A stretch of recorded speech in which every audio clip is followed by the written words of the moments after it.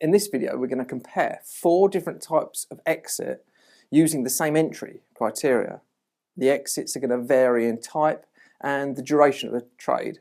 So some are going to exit very quickly, while the others are going to leave the trades to run, being more slow exit. One of the exits is Larry Williams' bailout exit, and that's going to be the fastest one in this study. I wanted to make this video to address an old saying that you pick up in the trading world about letting your winners run and cutting your losses very quickly. And in the case of the strategy that we're going to look at today, we're going to prove or disprove that, because you can't always believe what you read. Larry's bailout exit cuts winning trades very, very quickly, which is contrary to what is believed about letting the winners run. But I know from personal experience, a lot of testing and a lot of trading, that his bailout exit really is quite effective. Today we're going to compare his exit to 2 different types of reward to risk ratio with profit targets, and we're going to compare it to a stop and reverse type exit too. So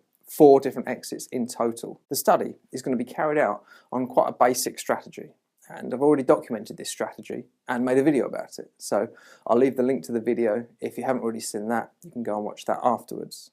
So briefly, it's a mean reversion type strategy using the daily charts of Euro-Pound Forex pair.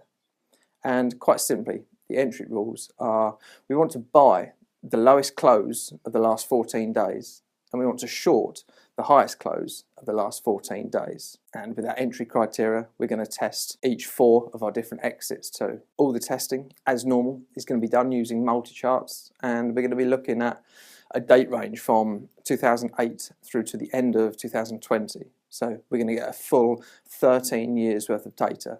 And we're going to look at testing using 100,000 units, or 1 full lot of the Forex pair. And for all the tests, we're going to be using the fixed 250 pip stop loss. And we'll also introduce a volatility filter using the ATR, and we're only taking trades if the ATR is below 120 pips. Rather than doing the usual looking at the performance report in Multicharts itself, for each of the 4 exits we got different results, and for each of the 4 I've taken the most relevant data for this study and I've put it into a spreadsheet and then made some charts, just so that I find it's visually easier to compare the 4 strategies, or the 4 exits. So let's go over to the computer, have a look at those spreadsheets and see which ones work the best. Before we look at the results in the spreadsheet, I just want to quickly talk about the actual exits and how we're actually exiting.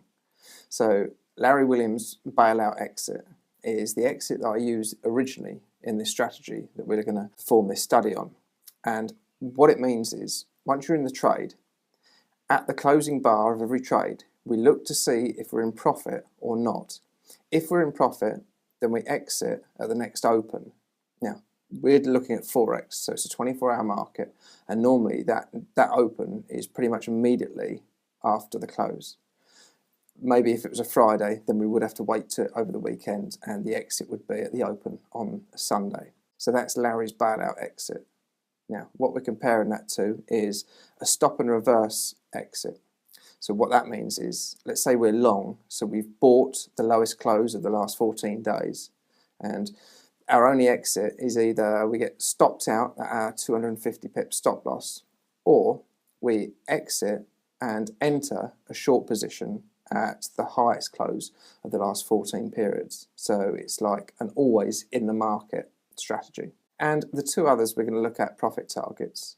We know that we've got a 250 pip risk or stop loss, and then we're going to set targets as a multiple of that risk. So if we use a 1-to-1 target, we're looking for a 250 pip profit target to exit on. A 2-to-1 would be a 500 pip target. Now, I don't know which is going to be the best target, so the first thing we're going to look at is a very quick optimization that I looked at to see which profit targets work and which don't work, so we can make the best comparison over the 4 different exits. So that's the first thing we'll do. We'll look at that reward as a ratio to the risk in that optimization now. And here you can see the optimization window, and this column on the right here, reward to risk exit, and I've gone from 0.5 through to 3. I don't think many people tend to use more than a 3-to-1 reward to risk target, so we're leaving it at that. And this is something I want you to look at, the total trades. Now, over this 13-year period, if we set a 0.5 reward to 1 risk, then we would get 150 trades. And as our target got bigger, then obviously our total trades are going to go down.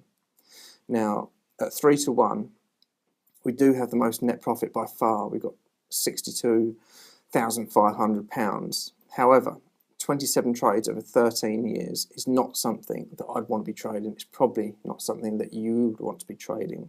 So I'm actually going to discard this 3-to-1 reward. So if we look at the next best results, we've got a 2.5-to-1, but actually somewhere central is this 1.5-to-1. We've got 29,000. It's better than 22,000 and 24. So we've got 29,000.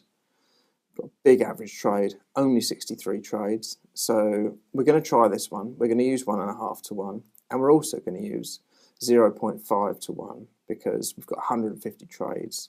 We're still making 22,000, and we've got a decent size average trade at £152. Just in comparison, Larry's Bailout exit has hundreds of trades. It has well over 300 trades. So even using 0.5-to-1, we've only got 150 trades. So that's why I wanted to keep these trades as high as possible. So those are the two we're using, 0.5-to-1 and 1.5-to-1. This is the spreadsheet then. And first of all, we can see in column A, we've got the strategy. So first of all, we've got stop and reverse. Next, we've got the 0.5-to-1 reward to risk, 1-to-1, and then Larry's Bailout exit, or first profitable close, as I call it sometimes. Now we're going to look at a load of different results. So first of all, net profit of the strategy over 13 years in pounds. That's pretty self-explanatory. We're going to look at the drawdown. Now I've actually put it as a negative number because it's going to appear better on the chart. We can look at the size of the average trade, the accuracy, or the percentage profitable, or the percent of winners versus the losers. Total trades, that's the amount of trades over that 13-year period. Trades per year, all I've done there is I've divided the total trades by 13 to give us an average of how many trades per year. Winning years percentage, over those 13 years, I look at how many years were positive versus negative and listed it here as a percentage. So stop and reverse was 85% of all the years were actually positive, etc. We've got efficiency, which I'll explain, and we've got the average days in trade. That's something we get from Multicharts. It knows how many bars, or how many days in this case, we're in the trade. Now, efficiency is an interesting idea, and the way I've calculated efficiency is I've taken the average trade value, so for every trade how much money we would have made, and then I've divided it by the amount of days we're in a trade, and then that's going to give us a profit per day value. So the higher the value, the better. We could have two separate trading strategies, and they could both have an average trade value of £200, say, but one of them might have an average days in trade of 3 days, and the other one might have an average days in trade of 10 days, but we're making the same money for each trade. Now, as far as I'm concerned, the strategy that's in the trade for less time is the better, because sure, it stands to reason that the longer you're in a trade, the more at risk you are to things happening in the markets. So that's why I call it efficiency. If we can make that £200 in 3 days, then surely that's better than making that £200 but taking 10 days to be in the market. Now, first of all, let's have a look at the equity curves, and I've got them all here. You can see stop and reverse, 0.5-to-1, the 1-to-1, and first profitable close. And hopefully you can see the equity curves with the green dots, which indicate new highs are being made. So first of all, the stop and reverse. We've got a really rough period very early on, a big drawdown, but then actually from that period on, it's been quite a nice equity curve, making new highs along the way. The 0.5-to-1 reward to risk. We had a very good period early on, then it pretty much went sideways for most of it. then started to make new highs. The one-to-one reward to risk made some new highs, went sideways for many, many years, and then recently started making new highs and improving. And then the original for this strategy, Larry's first profitable close or bailout exit, you see all these green dots, that's where we're making new highs along the way. So from what we can see there, the smoothest equity curve is clearly Larry's first profitable close. The next couple of charts that I've made from that data in the spreadsheet above, let's look at the first one. And we've got the net profit shown in blue here and the drawdown shown in red. And along the x-axis we've got the strategy, stop and reverse, 0.5 to 1, etc. Now we see clearly that the first profitable close does actually make most net profit. And they're all reasonably even, but it definitely makes net profit. The highest drawdown, look, stop and reverse, some quite huge drawdowns there. The least drawdown, first profitable close, Larry's exit. So as far as I'm concerned, Larry's exit is a clear winner in terms of net profit and drawdown. The next chart is accuracy or winning percentage. Again, Larry's first profitable close is the most accurate at 89.7%, and 0.5 to 1 is 70% accurate, 1 to 1 47%, and stop and reverse is 67%. But again, if you're a trader that likes to trade with a highly accurate strategy, likes to take lots of wins, you're going to get lots of wins in a row, then Larry's exit works best there. And before we look into the trade efficiency and the amount of trades per year, if you're finding this video helpful and you find it interesting, then please give it a thumbs up now, because that really helps. And if you haven't already, please subscribe to the channel if you want to see more videos like this one. And here we are with the last two charts. Now we're looking at the winning year percentage in red, and we're looking at the trade, how many trades per year in blue. So the strategy that actually had the most winning years was the stop and reverse, which actually quite surprised me, but there you have it, they're the results. Larry's first profitable close, that was next. The 1 to 1 follows, and then last was the 0.5 to 1. The amount of trades per year, remember, all I did was divide the total trades by 13 because we had 13 years in this study. Larry's 28 trades per year, stop and reverse had 14 a year, 0.5 to 1 had 11 trades per year, and the 1 to 1 reward to risk only had 5 trades a year, so you're not going to get too many trades out of that. So if you like to trade a bit more frequently, then using Larry's fast exit, you're going to get more. It stands to reason that you're going to be out of the trades quicker and be able to take that next trade when it comes along.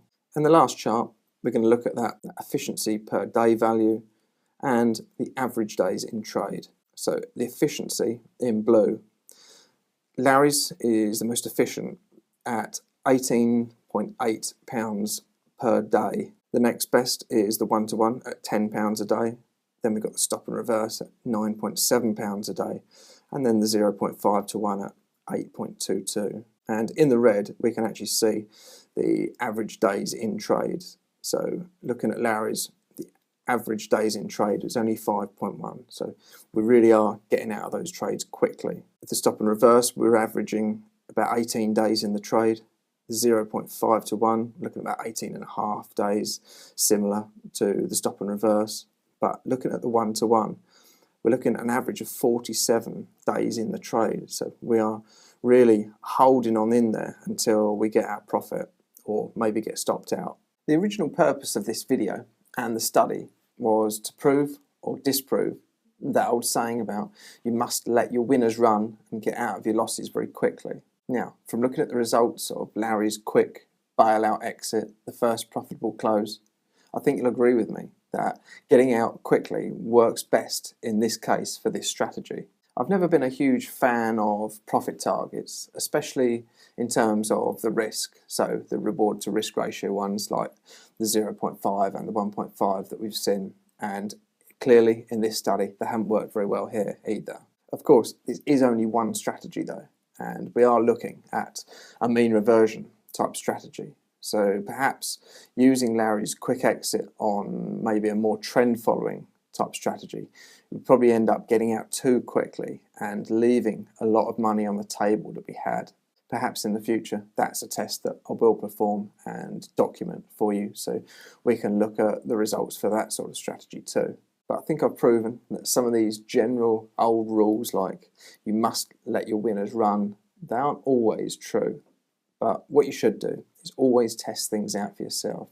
Don't ever take anyone's word for it unless you see actual documentation and results of a study, a little bit like mine. I've linked the original video which showed this original strategy using the first profitable close exit, and I've also linked some documentation. I actually wrote up a PDF of the rules so you can look over those and study those.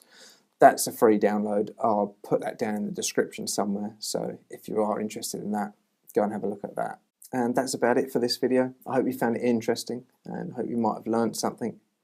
But until the next one, this is Jared Goodwin, and thank you.